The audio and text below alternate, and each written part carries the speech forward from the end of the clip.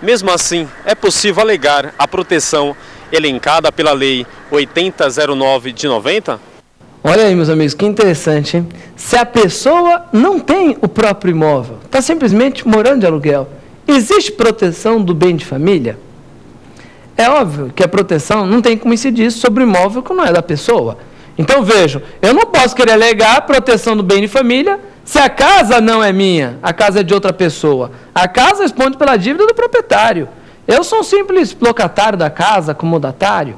Só que, vejam, eu não posso alegar bem de família porque o bem não é meu, o imóvel. Só que é óbvio que eu tenho direito à proteção dos bens que estão dentro da residência, das pertenças.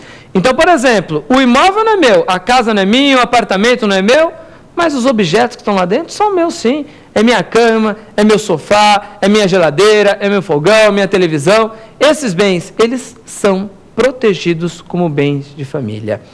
Vejam, a proteção dos móveis não depende da proteção dos imóveis. Não é porque eu não tenho um imóvel que eu vou deixar de ter essa proteção. Aliás, seria, né, o completo absurdo. A pessoa que sequer o imóvel tem, está em uma situação de vulnerabilidade ainda maior daquela que tem pelo menos o quê? Um imóvel para morar.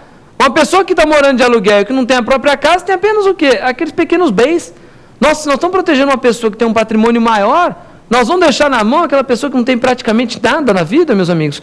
Interpretação constitucional da norma, interpretação constitucional da expressão. Isso é que é direito civil constitucional. Eu tenho que orientar a interpretação do direito privado à luz do quê? À luz dos preceitos da Constituição Federal de 88. Não dá, meus amigos. Não é porque a pessoa não tem imóvel que eu não vou dar a proteção dos móveis que guarnecem a residência. Existe proteção sim, ok? Excelente pergunta isso daí. Vamos à nossa terceira pergunta. Professor, o que é bem de família indireto? Opa, outra questão bem interessante, hein? O que é bem de família indireto? Já escutou essa expressão? Pois é.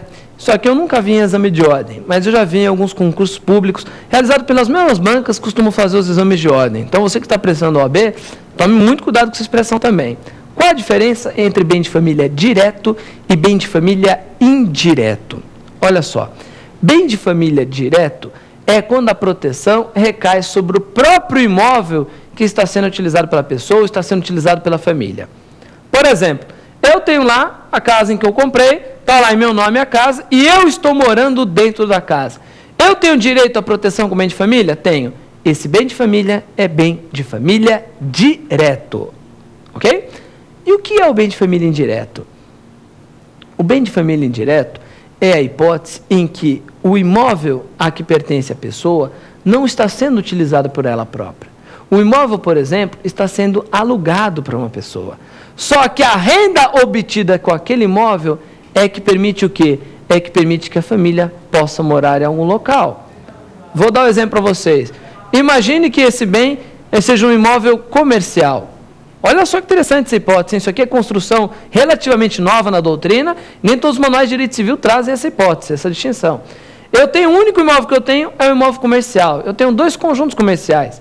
E esses 2 conjuntos comerciais, eles estão alugados. Eu não posso morar lá dentro. Então, o que eu fiz? Eu aluguei, obtenho uma renda lá de R$2.000 por mês desses 2 conjuntos comerciais. Só que com esses R$2.000 que eu obtenho por mês, é o valor que eu consigo ir lá, alugar um apartamento por R$1.000, pagar um condomínio de R$300, R$400 e sustentar a minha família, eventualmente os gastos que eu tenho na casa, água, luz. Qual é o valor que eu recebo daquele aluguel? E aí, pode ser piorado ou não pode? No passado, a posição era mais o que, gente? Mais fechada, dos autores, dos tribunais. Então, no passado, entendia-se que aquele bem não seria protegido, que ele seria penhorado. Hoje em dia, temos diversas decisões judiciais que também deve ser considerado como bem de família. O imóvel, que mesmo não sendo residencial, está sendo locado e a renda está sendo utilizada para garantir a moradia da família. Aquele imóvel eu alugo e, na verdade, eu moro em outro. Isso também é bem de família. É o que os autores denominam de bem de família indireto.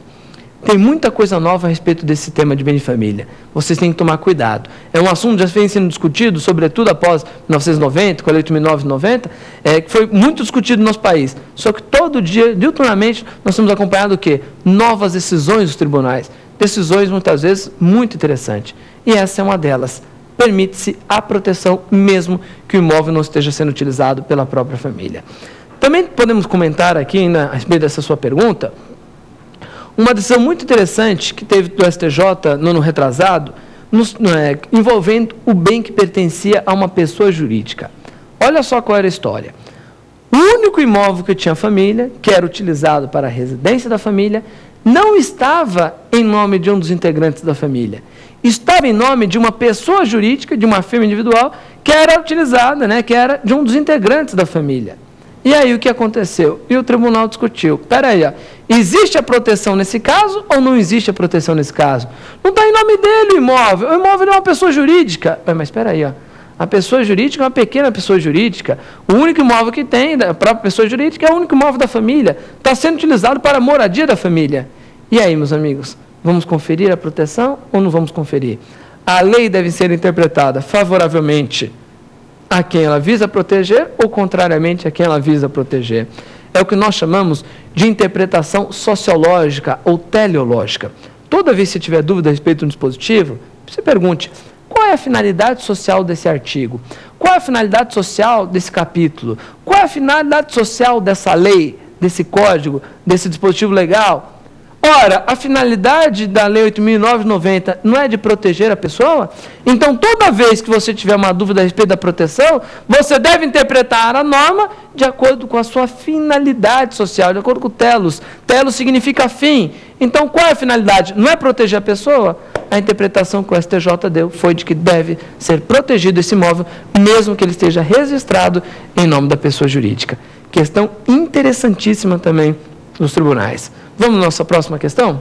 Professor André, o bem de família convencional revogou o bem de família legal? Opa, olha aí, a gente já tratou dessa questão aqui, logo no primeiro bloco aqui do nosso programa. A proteção do bem de família voluntário, previsto, conhecido também como convencional, previsto lá no Código Civil, não revogou a proteção conferida na Lei 8.009 de 90. A respeito, podem até pegar mesmo o Código Civil aí, quem estiver com o código, fácil acesso aí, ou no computador, o artigo 1711 do Código. Ele é expresso. A proteção deferida pela lei não revogou a Lei 8.009 de 90. O Código Civil, embora seja uma norma posterior, não revogou a norma anterior. Só que você tem que tomar muito cuidado com isso. Por quê? Porque ou você vai se encontrar protegido pela Lei 8.009 de 90 ou pelo Código Civil. Professor, eu não tenho como misturar os dois dispositivos e ficar protegido pelos dois? Não existe isso. Ou você é protegido pela Lei 8.009 de 90, não institui o bem de família, proteção automática, ou você está protegido por quem? Ou você está protegido pelo Código Civil 2002. Você instituiu o bem de família. Por que nós estamos falando isso? Porque aqui, uma das hipóteses, nós aplicamos a tese do diálogo das fontes, da professora Cláudia Lima Marques, mas um diálogo de exclusão. Por que um diálogo de exclusão? Porque ou você aplica a proteção de um dispositivo legal, de uma lei, ou você aplica a proteção da outra lei. E nós vamos ter consequências nisso em diversas situações concretas. Uma das mais polêmicas diz respeito às exceções. Se você pegar a Lei 8.009 de 90, ela apresenta diversas exceções à impenhorabilidade, ou seja, há um rol extenso de hipóteses em que a proteção do bem de família não pode ser alegada. Agora, por outro lado, se você pegar o Código Civil e ver as exceções do Código, ou seja, as hipóteses em que a proteção do bem de família voluntário não pode ser alegada, são apenas duas situações. Isso mesmo. O Código Civil somente excepciona duas situações. E somente duas situações específicas, uma pessoa não pode alegar a proteção do bem de família. Quais são elas? Primeiro, pelas dívidas anteriores, o que é bem lógico, não é mesmo? Se eu já estava devendo e vou lá e tento proteger meu patrimônio como bem de família, eu estou agindo o quê? Eu estou agindo em fraude contra credores, então eu não posso. Por dívidas anteriores, não existe a proteção do bem de família voluntário. E também não existe a proteção do bem de família voluntário pelo quê? Pelas obrigações propter rem. Se lembra dessa expressão ou não? Obrigações propter rem. O que significa isso? São as famosas obrigações híbridas. São aquelas obrigações que surgem a partir de um direito real. O exemplo clássico, a obrigação de pagar o imposto territorial urbano, pagar o IPTU, a obrigação de pagar o condomínio. Por que são obrigações propter rem? Porque elas surgem da coisa. Pelo fato de eu ser proprietário do bem, eu sou obrigado a pagar o imposto. Pelo fato de ser proprietário do apartamento, eu sou obrigado a pagar a taxa condominial. Veja, eu posso alegar bem de família para não pagar a taxa do condomínio?